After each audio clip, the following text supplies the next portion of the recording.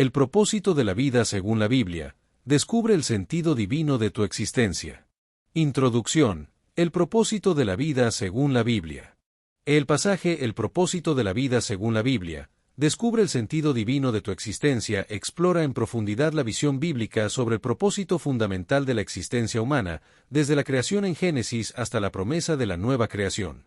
En la Biblia presenta una perspectiva única y trascendental sobre el propósito de la vida, mostrando que cada ser humano ha sido creado con una intención específica dentro del gran plan divino, y que este propósito está intrínsecamente ligado a la relación entre el Creador y sus criaturas. El concepto bíblico del propósito se manifiesta en aspectos concretos de nuestra vida cotidiana, incluyendo nuestra relación personal con Dios, nuestras relaciones con los demás, nuestro trabajo, nuestras decisiones, y en última instancia, nuestro destino eterno, como se expresa en Colosenses 1:16, donde el apóstol Pablo dice que todo fue creado por medio de Él y para Él. La creación del ser humano a imagen de Dios. En la creación del ser humano en Génesis establece las bases fundamentales para entender el propósito de la vida humana según la perspectiva bíblica, y se describe de una manera especial y única, con una deliberación particular, como se ve en Génesis 1:26, donde se dice hagamos al hombre a nuestra imagen, conforme a nuestra semejanza. A lo largo del estudio, se explora cómo el concepto del propósito se desarrolla a través de la narrativa bíblica, desde la creación en Génesis hasta la promesa de una nueva creación en Apocalipsis, y cómo, a pesar de la entrada del pecado en el mundo y sus devastadoras consecuencias, el propósito original de Dios para la humanidad permanece inmutable, aunque ahora se realiza a través del plan de redención centrado en Jesucristo. En la creación del ser humano, como se describe en Génesis 2:7, revela la dualidad de nuestra naturaleza, ya que somos formados del polvo de la tierra, pero también recibimos el aliento de vida de Dios, lo que nos otorga una dimensión espiritual única y establece que fuimos creados intencionalmente por Dios con un propósito deliberado. Del ser humano fue creado a imagen y semejanza de Dios, como se afirma en Génesis 1:26 y 27, lo que constituye uno de los fundamentos más profundos para entender nuestro propósito en la vida y nos confiere una dignidad y un valor incomparables, ya que la imagen de Dios en el ser humano se refiere a una correspondencia en atributos y capacidades espirituales, morales e intelectuales. En la imagen de Dios se manifiesta en nuestra capacidad para establecer relaciones, ya que Dios mismo existe en comunión eterna como soberano, y nos creó como seres relacionales, lo que explica por qué la soledad es tan dolorosa para los seres humanos y por qué las relaciones saludables son fundamentales para nuestro florecimiento. En la imagen divina también tiene una dimensión funcional, ya que en Génesis 1:28, Dios le otorga al ser humano el mandato de señorear sobre la creación, lo que significa que los seres humanos fueron creados para representar a Dios como sus administradores en la tierra, cuidando y desarrollando la creación con sabiduría y responsabilidad. Es importante destacar que la imagen divina fue conferida tanto al hombre como a la mujer, como se establece en Génesis 1:27, lo que establece la igualdad fundamental en dignidad y valor entre ambos sexos, aunque con diferencias complementarias en sus roles y expresiones, y que aunque la entrada del pecado en el mundo dañó esta imagen divina en el ser humano, no la destruyó por completo. El propósito original en el Jardín del Edén. El propósito original de la humanidad, tal como se describe en el Jardín del Edén, incluye múltiples dimensiones, como la comunión perfecta con Dios, el trabajo significativo, la importancia de la comunidad y las relaciones humanas, y la expansión de la presencia de la imagen de Dios por toda la creación.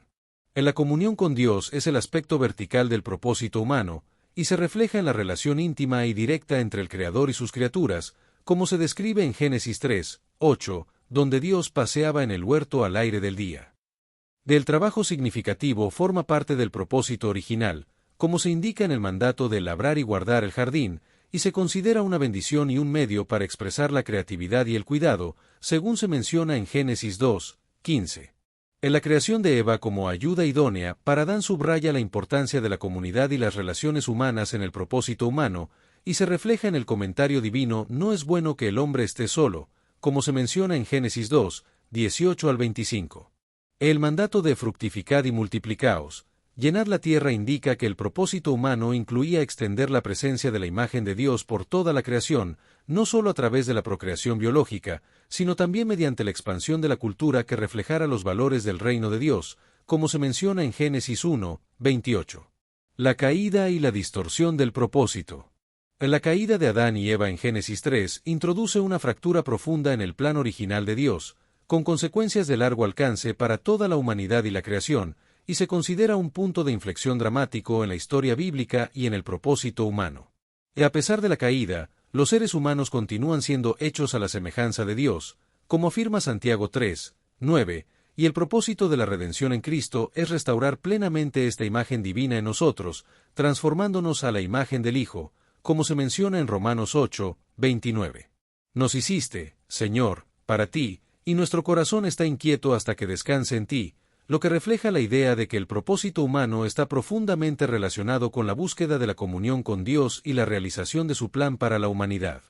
En la esencia de la tentación presentada por la serpiente en el relato bíblico fue cuestionar la palabra de Dios y sus intenciones, lo que llevó a nuestros primeros padres, Adán y Eva, a rechazar vivir dentro de los límites establecidos por Dios y a buscar autonomía moral. La consecuencia más inmediata de esta rebelión fue la ruptura de la comunión perfecta con Dios, lo que resultó en el miedo y la vergüenza reemplazando la intimidad, y se refleja en el intento de Adán y Eva de esconderse de la presencia divina, como se describe en Génesis 3, 8 y 10. Esta separación espiritual, que la Biblia llama muerte, según se menciona en Efesios 2, 1, obstaculizó el propósito primario de conocer y glorificar a Dios, y también dañó la armonía en las relaciones humanas, iniciando la desconfianza y el conflicto, como se ve en la culpabilización mutua entre Adán y Eva en Génesis 3, 12 y 13. Del trabajo, que originalmente era una expresión creativa y gozosa del propósito humano, se transformó en una labor ardua, como se describe en Génesis 3,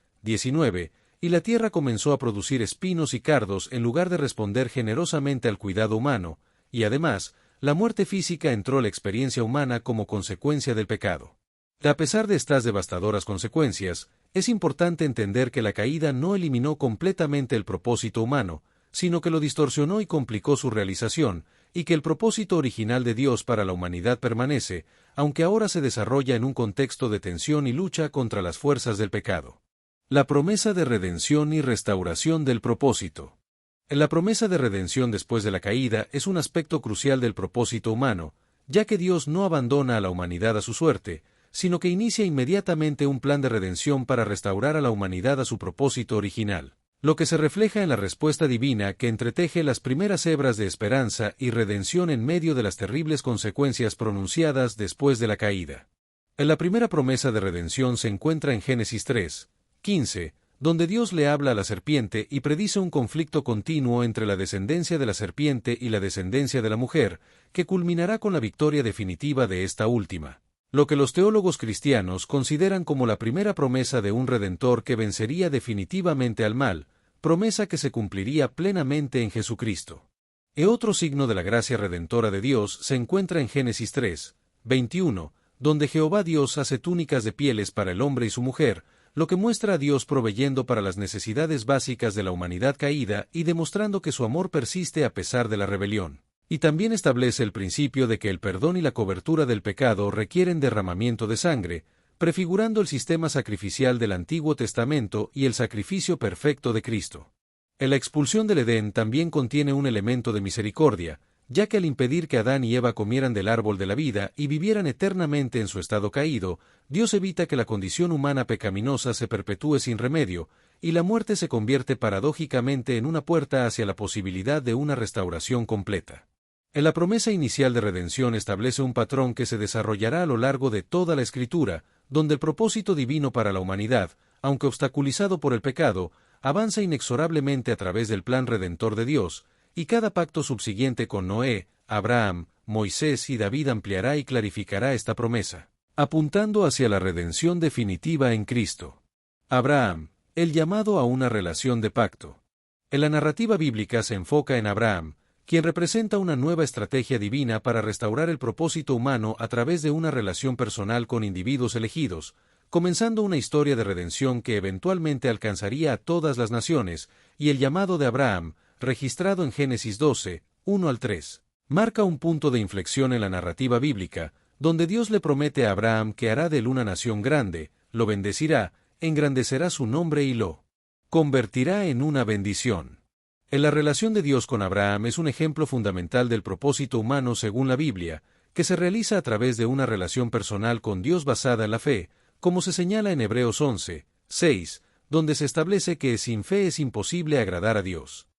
Del llamado divino a Abraham implica que Dios toma la iniciativa de establecer una relación con él, pidiéndole que abandone todo lo familiar y seguro para seguir su dirección hacia lo desconocido, y Abraham responde con obediencia radical, dejando su tierra natal y viviendo como peregrino. La promesa de bendición que Dios hace a Abraham es personal y también lo convierte en canal de bendición para todas las familias de la tierra, anticipando la obra redentora que se extendería a todas las naciones, como se establece en Génesis 15, 6, donde se lee que creyó a Jehová, y le fue contado por justicia.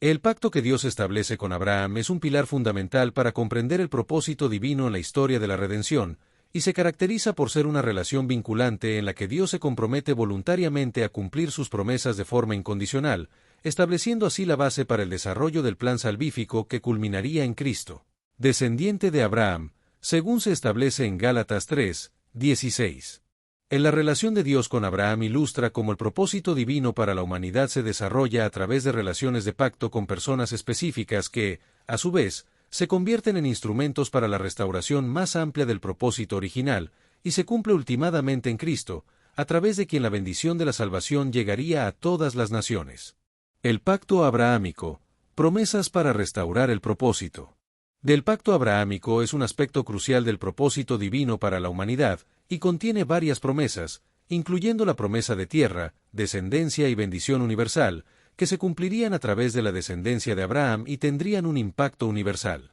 En la promesa de tierra se refiere a la tierra de Canaán, que Dios promete a la descendencia de Abraham como posesión perpetua, y que también anticipa la nueva tierra que Dios ha prometido como herencia eterna para su pueblo redimido, como se menciona en el Apocalipsis 21, 1. En la promesa de descendencia se cumple literalmente en la nación de Israel, y en un sentido espiritual, en todos los creyentes que siguen el ejemplo de fe de Abraham, como se menciona en Romanos 4, 16 y 17 y Gálatas 3, 7, y se refiere a que Abraham recibiría una posteridad numerosa como las estrellas del cielo, según Génesis 15, 5. En la promesa de bendición universal se refiere a que, a través de Abraham y su simiente, todas las familias de la tierra serían bendecidas, como se menciona en Génesis 12, 3, y se cumpliría definitivamente en Jesucristo, el descendiente supremo de Abraham, cuya obra redentora beneficiaría a personas de todas las naciones, tribus y lenguas. El pacto abrahámico se reafirma y expande en Génesis 17,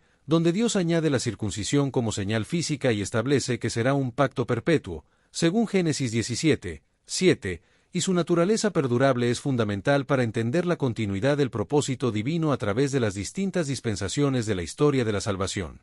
En la obra de Cristo es presentada en el Nuevo Testamento como el cumplimiento definitivo del pacto abrahámico, y Pablo argumenta en Gálatas 3, 16 al 29 que la simiente prometida a Abraham es Cristo mismo, y que todos los que están en Cristo, judíos y gentiles por igual, son herederos de las promesas hechas a Abraham. El Éxodo, liberación y formación del pueblo de Dios. Siglos después del pacto con Abraham, sus descendientes se encontraban en una situación desesperada en Egipto, lo que preparó el escenario para el Éxodo, liderado por Moisés, que establecería a Israel como nación y revelaría aspectos fundamentales del propósito de Dios para su pueblo, y que comenzó con el nacimiento providencial y la preservación de Moisés, según Éxodo 2, 1 al 10. Moisés experimentó el llamado divino en la zarza ardiente, según Éxodo 3, que reveló tanto el carácter de Dios como su propósito redentor inmediato, y a través de Moisés, Dios desafió directamente al faraón y a los dioses de Egipto mediante las 10 plagas, demostrando su supremacía sobre todos los poderes terrenales que se oponen a su propósito. La confrontación entre el Dios de Israel y los sistemas que esclavizan y oprimen a la humanidad establece un patrón profético, donde Dios siempre se opone a la opresión y busca la liberación de la humanidad.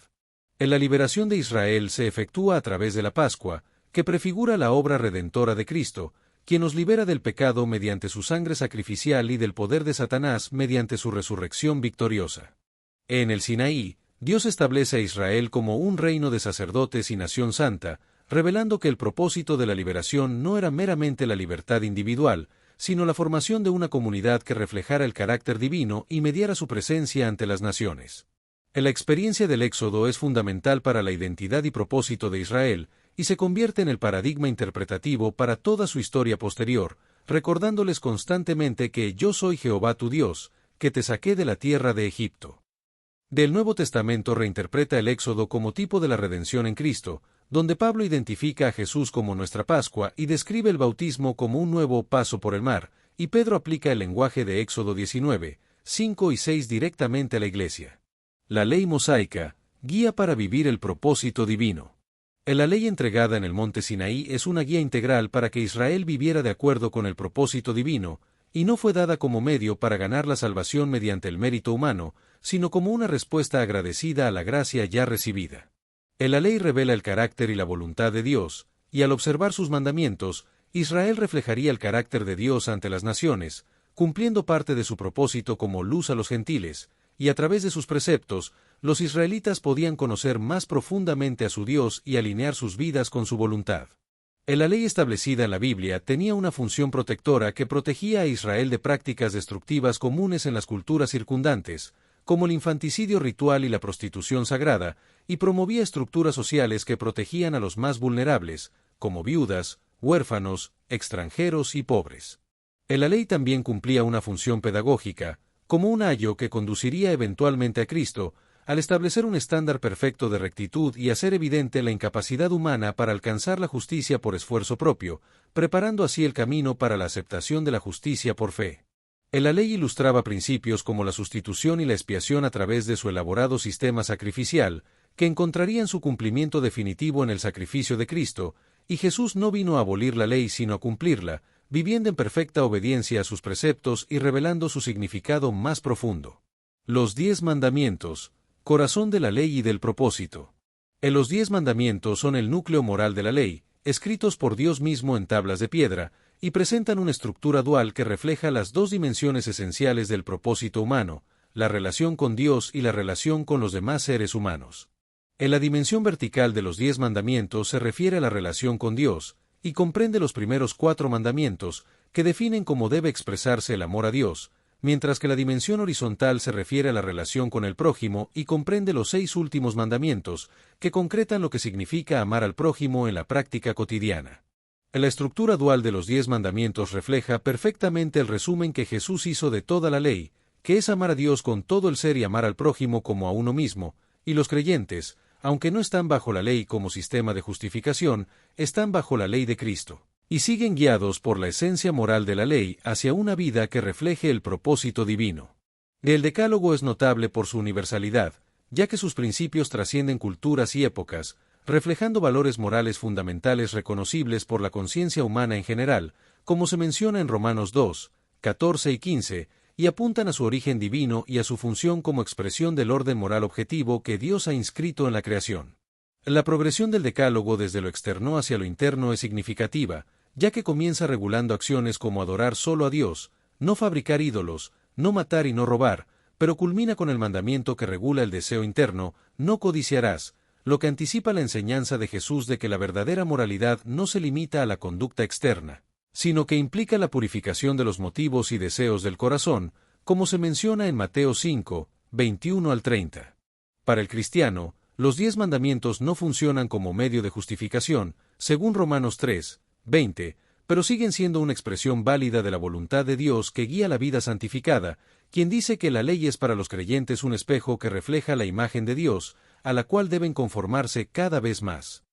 Israel, un reino de sacerdotes con propósito misionero. El propósito de Israel como nación sacerdotal se define en Éxodo 19, 6, donde Dios declara que vosotros me seréis un reino de sacerdotes y gente santa, lo que revela su función mediadora en el propósito de Dios y su designación como canal a través del cual la bendición de Dios llegaría a todos los pueblos, cumpliendo así la promesa hecha a Abraham de que en su simiente serían benditas todas las familias de la tierra, según Génesis 12, 3. La función sacerdotal de Israel se manifestaba en múltiples dimensiones y se ve reflejada en la historia de Israel, que muestra la tensión permanente entre este elevado propósito divino y la realidad de su frecuente infidelidad, lo que llevó a los profetas a llamar a Israel a recordar su identidad y misión sacerdotal y a retornar a su propósito original.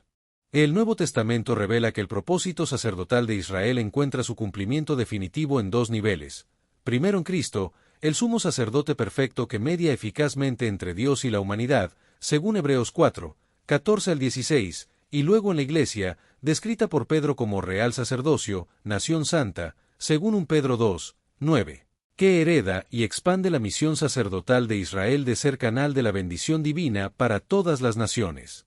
A Israel se le confiaron las palabras de Dios y recibieron, preservaron y transmitieron las escrituras que revelaban el carácter de Dios y su voluntad para la humanidad, beneficiando así a todas las naciones.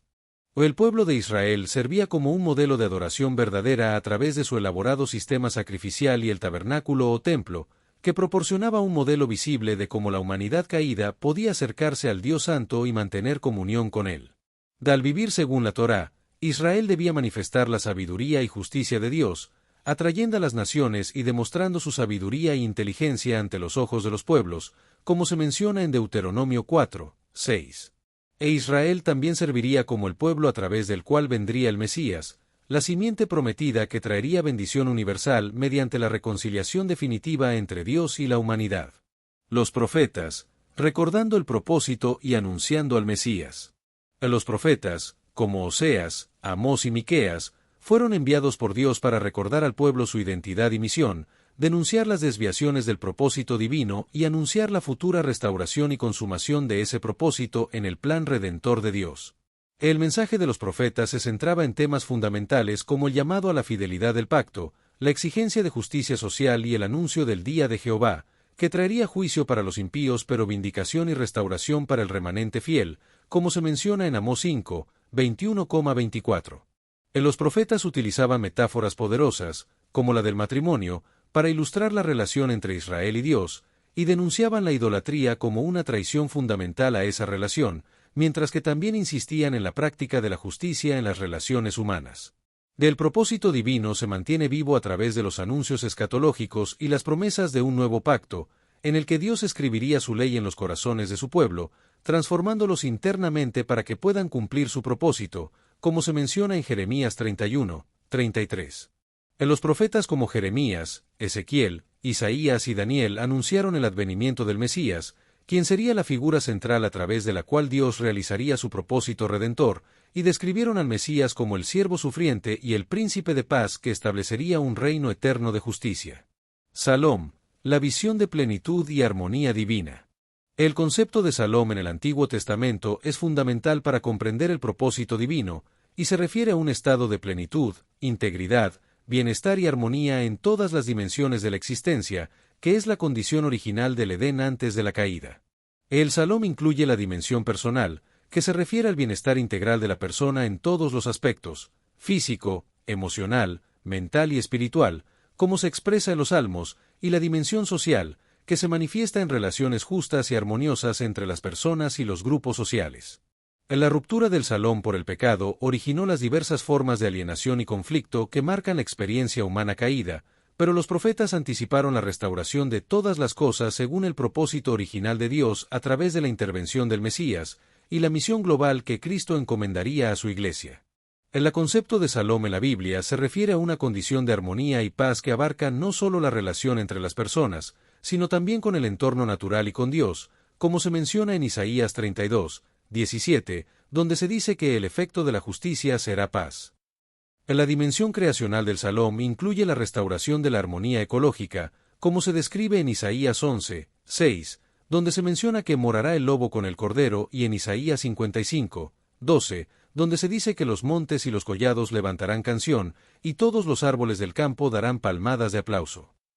En la bendición sacerdotal de número 6, 24 al 26 culmina con el don del Salom como la bendición suprema que Dios otorga a su pueblo, y se enfatiza que este Salom no es solo un estado subjetivo de tranquilidad, sino una condición objetiva de armonía con el orden divino de la creación. Los profetas anunciaron que el Mesías sería el príncipe de paz que establecería un reino de Salom sin fin, y esta expectativa se cumple en Jesús, quien reconcilia todas las cosas mediante la sangre de su cruz, restaurando potencialmente todas las dimensiones del Salom que fueron fracturadas por el pecado. Job, el misterio del sufrimiento y el propósito soberano. El libro de Job es una exploración profunda del problema del sufrimiento humano y su relación con el propósito divino, y presenta a Job como un hombre íntegro que pierde repentinamente sus posesiones, sus hijos y su salud, lo que lo lleva a cuestionar el propósito de su vida en medio del sufrimiento inexplicable.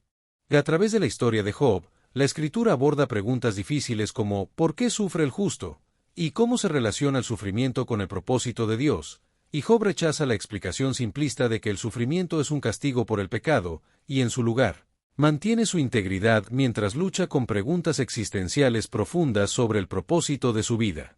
El encuentro de Job con Dios es un momento clave en el libro, donde Dios responde a Job desde el torbellino, exponiendo su poder y sabiduría en la creación, e invitándolo a considerar una perspectiva más amplia que trasciende su experiencia individual. En la restauración final de Job, en la que Dios le devuelve el doble de lo que había perdido, le da nuevos hijos e hijas, y le concede una larga vida, sugiere que el sufrimiento no tiene la última palabra en la narrativa divina del propósito humano. El libro de Job enseña que el propósito de una vida no se mide solo por sus circunstancias externas, y que el sufrimiento puede tener un propósito purificador en la vida espiritual, revelando y refinando cualidades del carácter que permanecerían latentes en tiempos de prosperidad.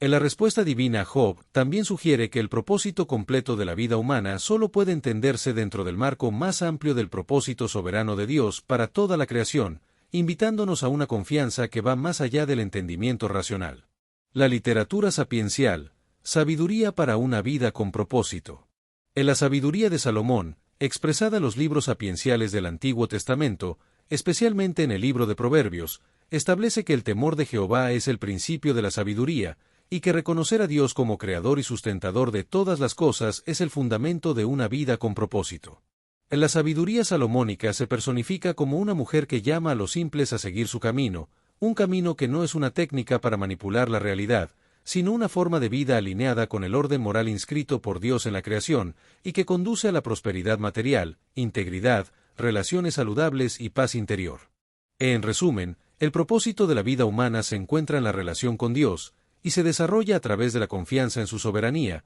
la búsqueda de la sabiduría y la alineación con el orden moral divino, lo que conduce a una vida plena y con sentido, incluso en medio del sufrimiento y la adversidad.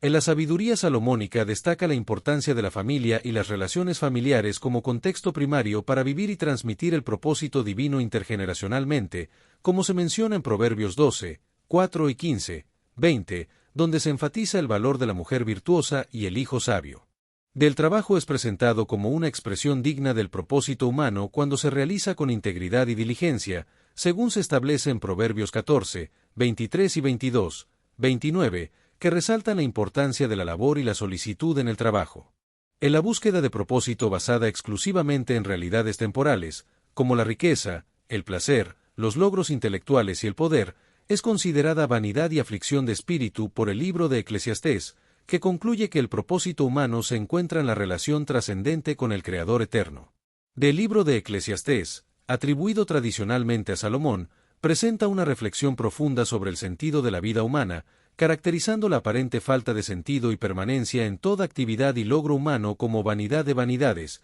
y enfatiza la importancia de temer a Dios y guardar sus mandamientos. El Cantar de los Cantares, también atribuido a Salomón, celebra la belleza y el gozo del amor conyugal, y es visto por la tradición interpretativa judía y cristiana como una alegoría del amor entre Dios y su pueblo, sugiriendo que el propósito último del ser humano es participar en una relación de amor íntimo y recíproco con su Creador. Eclesiastés, la búsqueda de sentido más allá de lo terrenal. El análisis del predicador explora las diversas fuentes donde los seres humanos suelen buscar propósito y significado, como el placer y la riqueza material, la sabiduría y el conocimiento, el trabajo y los logros, y la fama y el poder, pero concluye que todas estas fuentes son vanas y no pueden proporcionar un propósito duradero. Aunque el conocimiento y la sabiduría son valiosos, no pueden evitar la muerte ni garantizar que nuestros logros perduren, y el trabajo y los logros pueden ser fútiles si se dejan en manos de otros que podrían desperdiciarlos o malgastarlos. Sin embargo,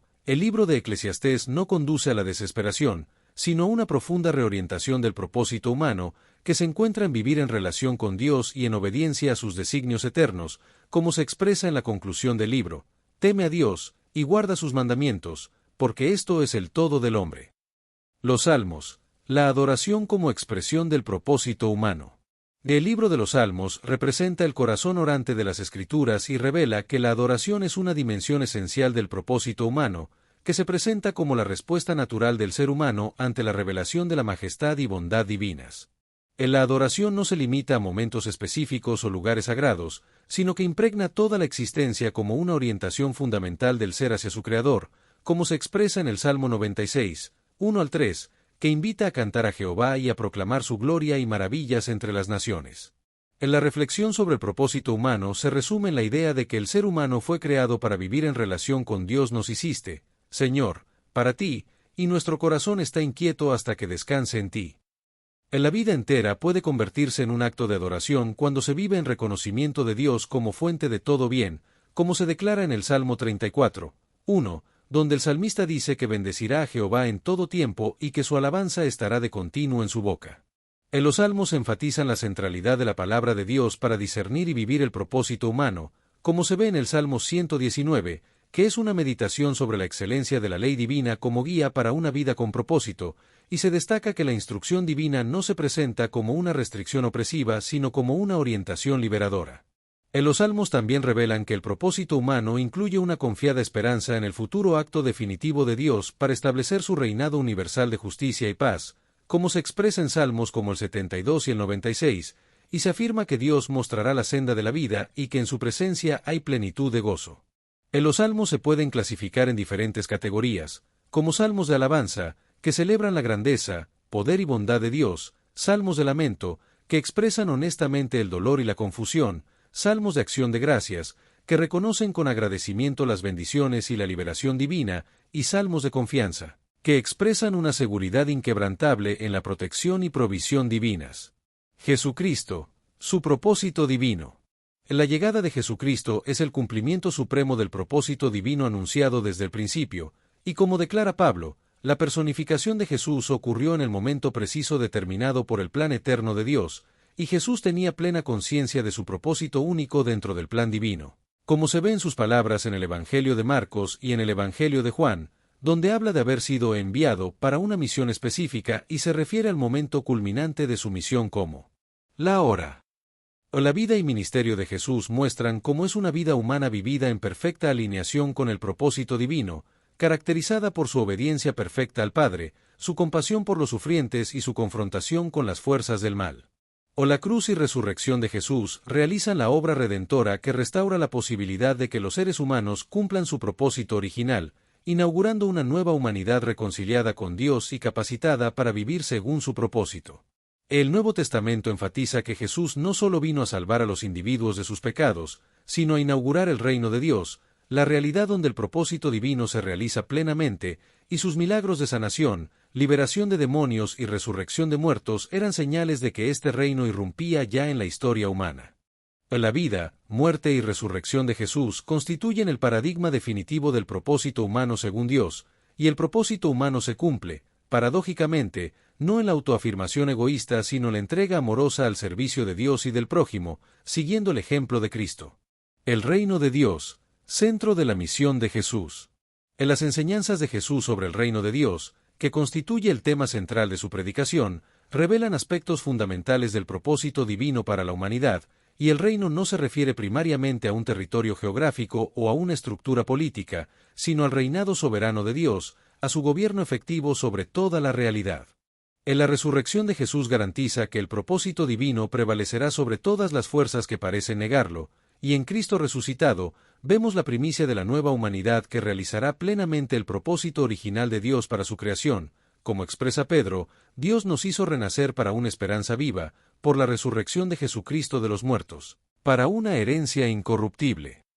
El reino de Dios es la esfera donde la voluntad divina se cumple perfectamente, como se expresa la petición del Padre nuestro: venga tu reino, hágase tu voluntad, como en el cielo, así también en la tierra, y representa la restauración completa del propósito original de Dios para la creación. En las enseñanzas de Jesús sobre el reino revelan su naturaleza paradójica, contrastando con las expectativas humanas convencionales, y se pueden resumir en varios aspectos, como un reino que comienza pequeño pero crece inexorablemente, un reino de valor supremo que merece la inversión total de la vida, y un reino con valores invertidos donde el servicio humilde es más importante que el poder y el estatus. Jesús enseña que el reino es simultáneamente una realidad presente y futura, ya que por un lado, declara que el reino de Dios está entre vosotros, indicando que con su persona y ministerio, el reinado de Dios irrumpe ya en la historia humana, y por otro lado, enseña a orar venga tu reino, señalando una consumación futura, una plenitud aún no realizada.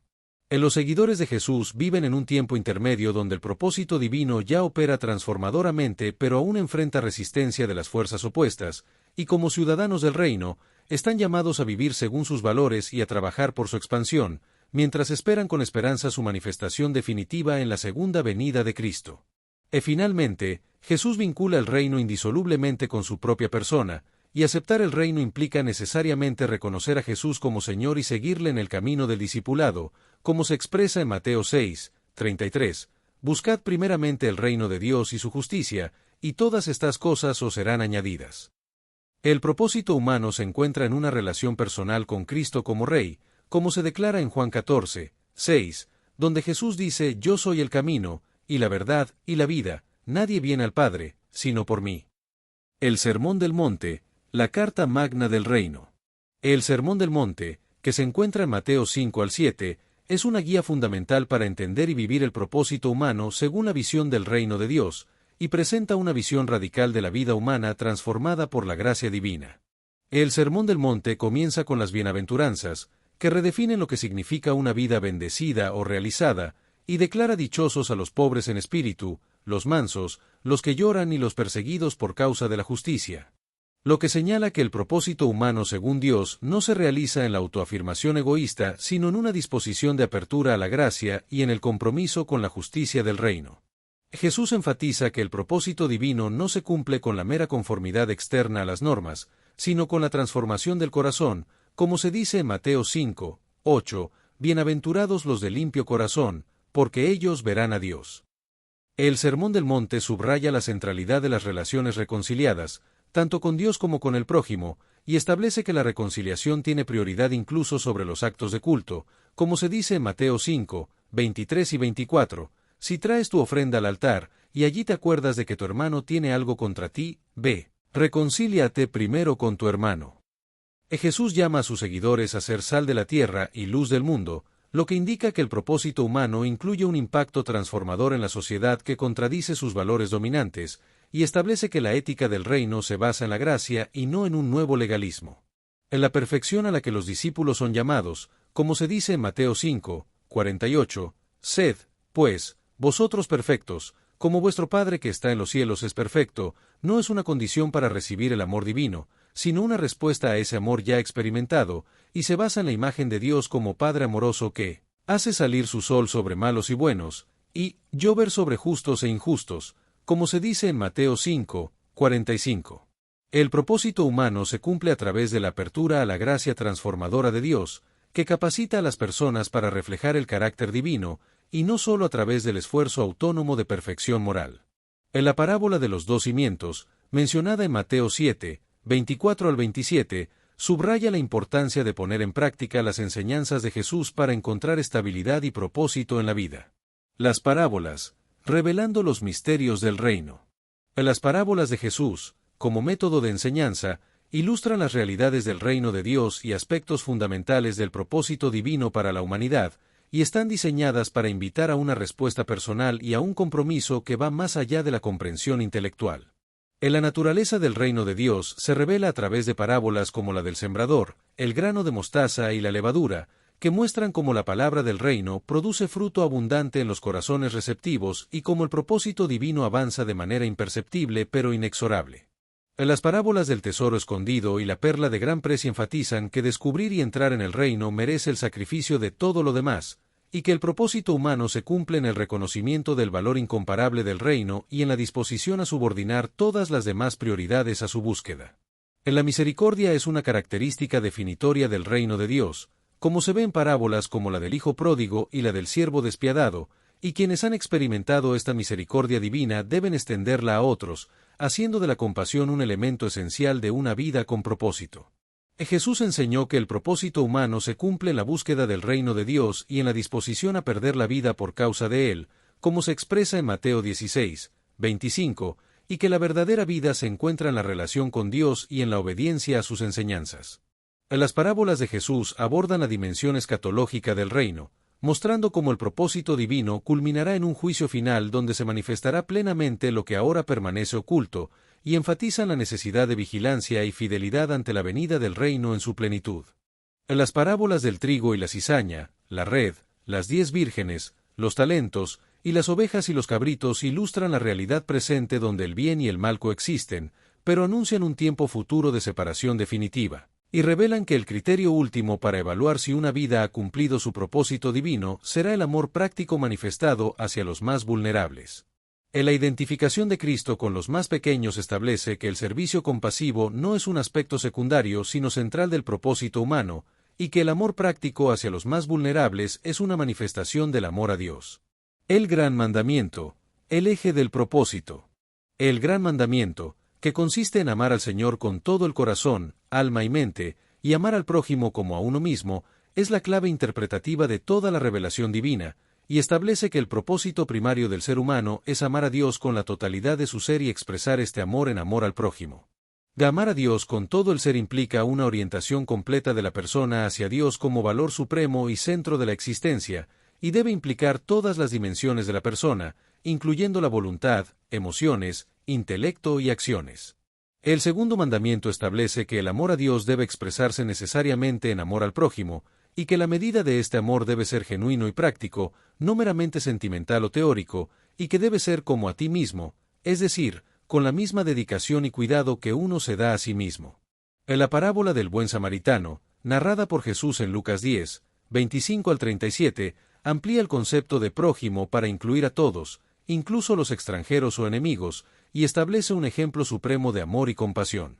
El gran mandamiento, que consiste en amar a Dios y al prójimo, revela aspectos fundamentales del propósito humano según la Biblia, como la importancia de la comunión con Dios y con los demás seres humanos, y la relación correcta entre el amor a Dios y el amor al prójimo. Del propósito humano se cumple la integración entre la dimensión vertical y horizontal del amor, y no se logra solo mediante la observancia de reglas externas, sino a través de una transformación interior que produce amor genuino, como explica el apóstol Pablo en Romanos 13, 10. La cruz de Cristo, redención y restauración del propósito. En la crucifixión de Jesús es el acontecimiento central de la narrativa evangélica y el punto focal de la fe cristiana, y revela la gravedad del pecado humano y la magnitud del amor divino, como expresó Jesús mismo en Juan 12, 27.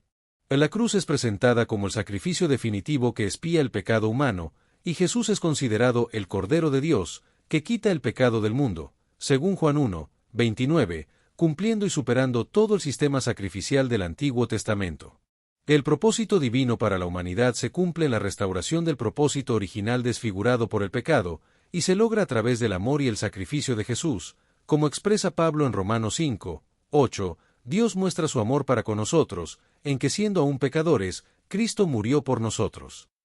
La sangre derramada de Cristo en la cruz establece el nuevo pacto que hace posible la restauración de la comunión con Dios, lo cual es fundamental para el propósito humano, como se menciona en Lucas 22, 20. En la cruz de Cristo representa la victoria decisiva sobre las fuerzas que se oponen al propósito divino, derrotando al pecado, la muerte y Satanás, como se describe en Colosenses 2, 15, y abre el camino para la restauración completa de la humanidad según el propósito original de Dios. En la cruz revela la esencia del carácter divino, que es el amor sacrificial, como se menciona en 1 Juan 3, 16, y establece el patrón para la vida humana según el propósito de Dios, donde se debe poner la vida por los hermanos. En la interpretación paulina de la cruz como reconciliación en 2 Corintios 5, 18 y 19 subraya su significado para la restauración del propósito humano, abordando la triple alienación causada por el pecado, la alienación de Dios, consigo mismo y con los demás. En la obra reconciliadora de la cruz restablece la relación con Dios,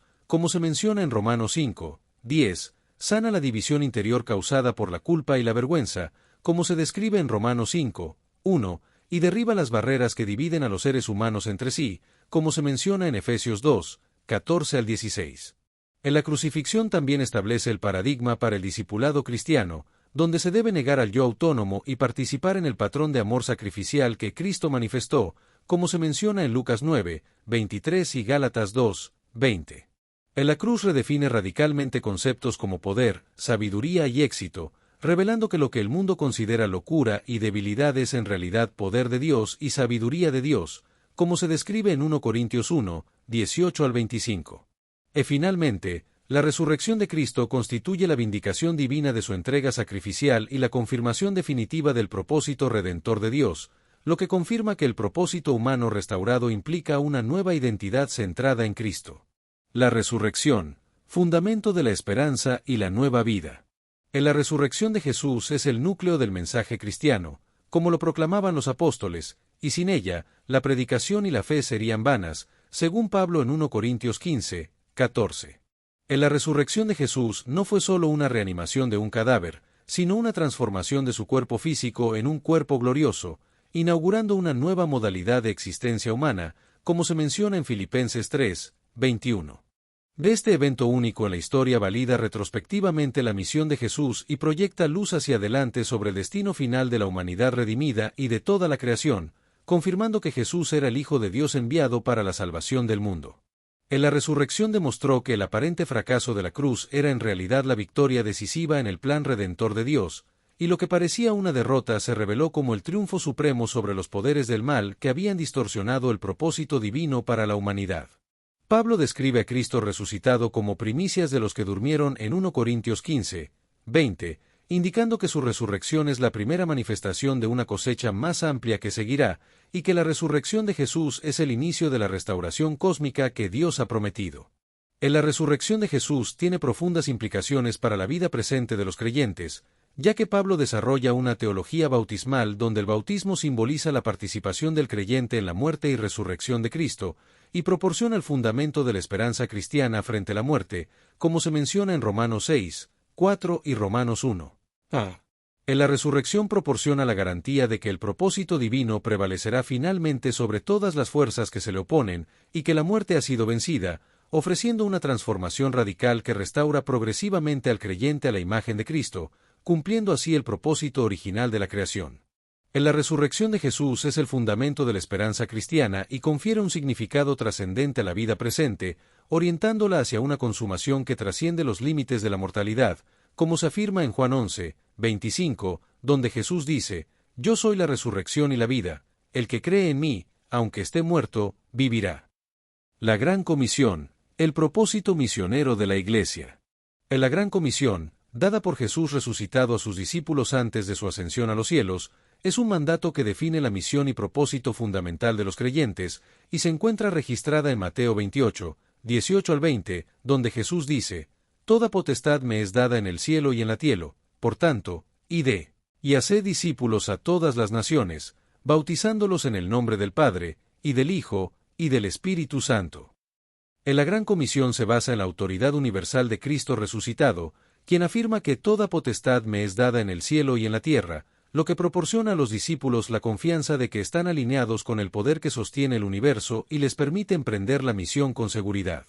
El propósito central de la Gran Comisión es hacer discípulos, lo que implica un proceso integral de formación que reproduce en otros la misma relación de seguimiento a Jesús que experimentaron los primeros discípulos, y busca la transformación completa de las personas para que vivan según el modelo de Cristo. La misión se dirige a todas las naciones, rompiendo todas las barreras étnicas, culturales, lingüísticas y geográficas, y se enfoca en enseñar a los discípulos a guardar todas las cosas que Jesús les ha mandado, con la promesa de que Él estará con ellos todos los días, hasta el fin del mundo. La Gran Comisión no es solo una tarea para algunos especialistas religiosos, sino la expresión del propósito compartido por todos los seguidores de Cristo, y se encuentra estratégicamente ubicada como la culminación del Evangelio de Mateo, estableciendo el propósito misional de la comunidad cristiana y revelando aspectos cruciales del plan divino para la restauración de la humanidad a su propósito original. La promesa hecha a Abraham de que en su simiente serían benditas todas las familias de la tierra se cumple a través del universalismo y se anticipa en la visión escatológica de una multitud de todas las naciones adorando ante el trono de Dios. La Gran Comisión concluye con la promesa de la presencia permanente de Cristo con su pueblo, lo que garantiza que el propósito divino prevalecerá a pesar de las dificultades y oposiciones, y los discípulos nunca están solos en la tarea de cumplir su propósito misional. La Gran Comisión conecta directamente con el propósito original del ser humano como portador de la imagen de Dios, y al hacer discípulos que reflejan el carácter de Cristo, los creyentes participan en la restauración de la humanidad a la imagen divina desfigurada por el pecado. La misión de los seguidores de Cristo no es una actividad aislada, sino la participación en el plan divino para reunir todas las cosas en Cristo, y el propósito individual del creyente está indisolublemente ligado al propósito comunitario de la Iglesia y al propósito cósmico de Dios para toda la creación. El Espíritu Santo, capacitación para cumplir el propósito. El Espíritu Santo juega un papel fundamental en la misión de los seguidores de Cristo, ya que su poder y guía son absolutamente necesarios para el cumplimiento efectivo de la Gran Comisión, y el derramamiento del Espíritu Santo capacita a los creyentes para ser testigos efectivos de Cristo en todo el mundo. La pneumatología es inseparable de la misión y el propósito, y el libro de los Hechos comienza con la promesa de que los creyentes recibirán poder cuando el Espíritu Santo venga sobre ellos, lo que les permitirá ser testigos de Cristo en Jerusalén, en toda Judea, en Samaria y hasta lo último de la tierra. El Espíritu Santo juega un papel fundamental en la transformación de los discípulos, como se ve en Pentecostés, donde los discípulos anteriormente temerosos se convirtieron en testigos valientes y capaces de hablar en idiomas que nunca habían aprendido para que todos pudieran escuchar las maravillas de Dios en su propia lengua. A lo largo de Hechos, se observa al Espíritu dirigiendo estratégicamente la misión, tanto con indicaciones positivas, como en Hechos 13, 2, donde se ordena apartar a Bernabé y a Saulo para la obra a que los ha llamado, como con restricciones, como en Hechos 16, 6 y 7, donde les fue prohibido por el Espíritu Santo hablar la palabra en Asia. Del Espíritu produce el fruto del Espíritu, como se menciona en Gálatas 5, 22 y 23, transformando el carácter de los creyentes para que reflejen cada vez más a Cristo, lo que es en sí mismo un poderoso testimonio del Evangelio. El Espíritu reparte diversos dones a cada creyente, como se describe en 1 Corintios 12, 4 al 11, para la edificación del cuerpo de Cristo y para su testimonio efectivo en el mundo, equipando a la Iglesia para cumplir su propósito multifacético. En el nivel personal, el Espíritu opera la regeneración o nuevo nacimiento, como se menciona en Juan 3, 5 al 8, iniciando así la restauración del creyente al propósito divino original, y guía el proceso de santificación progresiva, transformando al creyente de gloria en gloria a la imagen de Cristo, como se describe en 2 Corintios 3, 18. En el nivel comunitario, el Espíritu Santo crea la koinonia o comunión entre los creyentes, unificando personas diversas en un solo cuerpo, como se menciona en 2 Corintios 13, 14, y distribuye dones complementarios que permiten a cada miembro contribuir al propósito común según su vocación específica, como se describe en 1 Corintios 12, 4 al 11 y Romanos 12, 3 al 8. En el nivel misional, el Espíritu capacita para el testimonio eficaz tanto en palabra como en acción, como se ve en Hechos 14, 3, donde los milagros, señales y prodigios que acompañaban la predicación apostólica eran manifestaciones del poder del Espíritu autenticando el mensaje, y obra también en la convicción interior de los oyentes, como se menciona en Juan 16, 8. Finalmente, el Espíritu Santo conecta el cumplimiento presente del propósito cristiano con su consumación futura, como se describe en 2 Corintios 1, 22 y Efesios 1, 14, donde el Espíritu es descrito como arras o garantía de nuestra herencia completa, indicando que la obra actual del Espíritu en los creyentes es el anticipo y la primera manifestación de la restauración plena que experimentarán en la nueva creación. La Iglesia primitiva, una comunidad con propósito. En la comunidad primitiva de la Iglesia, descrita en el libro de los Hechos y las epístolas del Nuevo Testamento, vivía con un propósito claro que se centraba en la enseñanza apostólica, la comunión genuina, la celebración de la nueva vida en Cristo y el testimonio evangelizador. En la Iglesia de Jerusalén, descrita en Hechos 2, 42 al 47, es un ejemplo paradigmático de cómo el propósito divino se realiza en un contexto comunitario concreto, donde los creyentes perseveraban en la doctrina de los apóstoles, en la comunión unos con otros, en el partimiento del pan y en las oraciones. En la comunidad primitiva se arraigaba en la enseñanza autoritativa de los apóstoles, quienes interpretaban las escrituras hebreas a la luz de Cristo y transmitían sus enseñanzas, lo que proporcionaba el marco doctrinal para entender y vivir el propósito divino. La koinonia, comunión, en la comunidad primitiva iba mucho más allá de reuniones ocasionales, implicando un compartir profundo de la vida que incluía ayuda material mutua, y se caracterizaba por la generosidad y el desapego a las posesiones. En la celebración de la Eucaristía y la oración comunitaria expresaban litúrgicamente la identidad y misión de la comunidad, recordándoles constantemente el fundamento de su propósito, la muerte y resurrección de Cristo, y su presencia continua entre ellos. En la comunidad no existía para sí misma, sino que manifestaba un dinamismo evangelizador que resultaba en crecimiento constante, y su estilo de vida distintivo autenticaba su mensaje verbal. El Concilio de Jerusalén, descrito en Hechos 15, representó un momento decisivo donde la Iglesia discernió que el propósito divino incluía la incorporación de los gentiles sin obligarlos a adoptar todas las prácticas culturales judías, lo que permitió que el Evangelio se inculturara en diversos contextos sin perder su esencia. En las epístolas paulinas, como las dirigidas a las iglesias de Corinto, Tesalónica o Filipos, revelan cómo las iglesias fundadas por el apóstol Pablo luchaban por vivir según su propósito en entornos a menudo hostiles, y cómo debían aprender a navegar complejas realidades sociales, políticas y religiosas sin comprometer su identidad cristiana.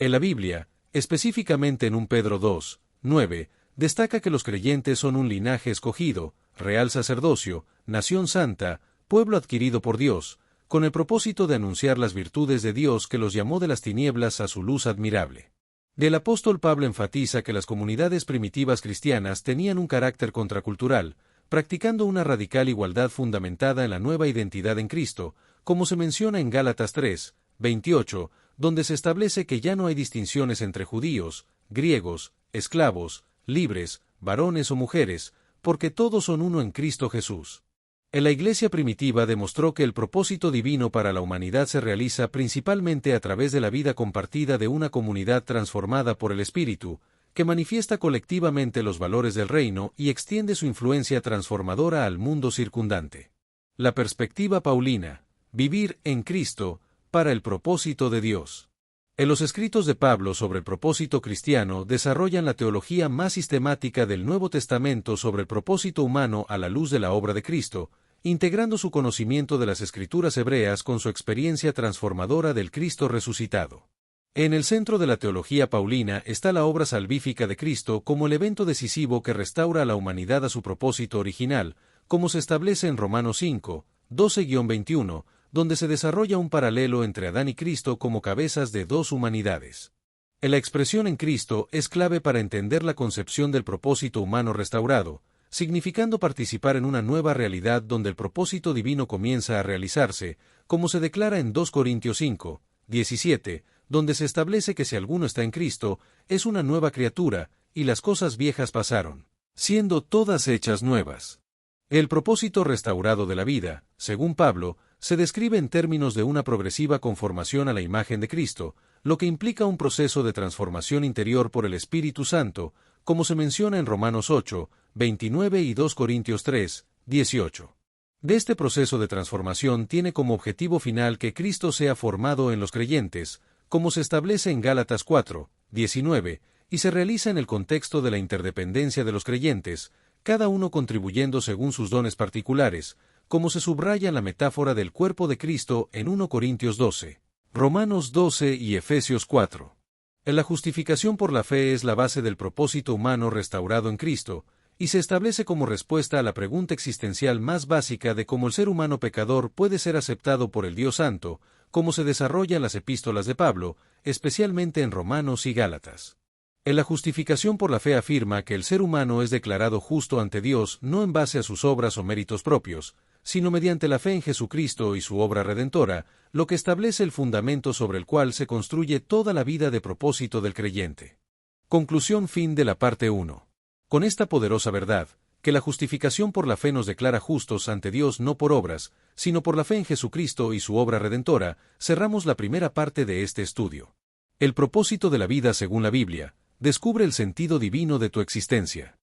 Resumen de esta primera parte. En esta primera sección hemos establecido el fundamento esencial para entender el propósito bíblico de la vida. Vimos que la vida no es producto del azar, sino creada por Dios y para Dios. Nuestro propósito incluye glorificar a Dios, obedecer su palabra y amar a nuestro prójimo. La Biblia es la guía revelada que nos dirige a una vida plena y con sentido. La justificación por la fe es el punto de partida. No vivimos con propósito para alcanzar la salvación, sino porque hemos sido salvados por gracia, comenzamos a vivir con propósito. Este fundamento teológico es la base sobre la cual se construye una vida llena de significado, esperanza y dirección. Muy pronto, la parte 2. En la segunda parte, profundizaremos en cómo vivir ese propósito día a día. Veremos temas como el llamado personal de Dios a cada creyente, Cómo discernir tu vocación espiritual y tus dones. La relación entre propósito, sufrimiento y perseverancia. Cómo encontrar gozo eterno al servir a Dios y a los demás. Suscríbete y activa la campanita para no perderte esta segunda parte que transformará tu perspectiva de vida. Destellos, disfruta la vida, mantente bella por dentro y por fuera y nutre una mente sana. Corazón brillante. Si te gustó este video, suscríbete para recibir más contenido como este, o no olvides suscribirte para no perderte ningún video. Salud y vida @lavida2025